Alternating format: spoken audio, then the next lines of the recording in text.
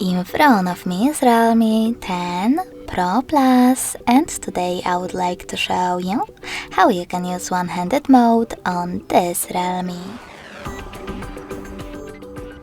Begin by opening Settings. Then scroll all the way down and tap on Additional Settings. Now choose one-handed mode and click on this gray sweater in order to activate it.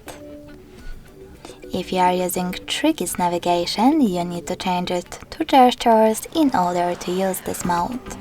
You can do that by tapping on Settings in the pop-up, choosing gestures over here, and tapping on Learn or Cancel.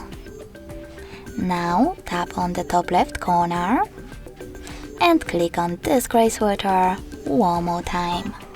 Finally, you can follow all of those instructions.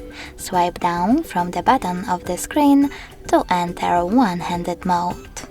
When I do that, as you can see, it's on. If you want to go back, you can tap over here or simply swipe up. In order to disable one-handed mode, tap on the same, now blue sweater. If you wish to change your navigation back to Tricky's, tap on the top left corner, choose System Navigation at the top, and tap on Buttons. Thanks so much for watching. If you enjoyed this video, leave a like, comment, and subscribe. Bye!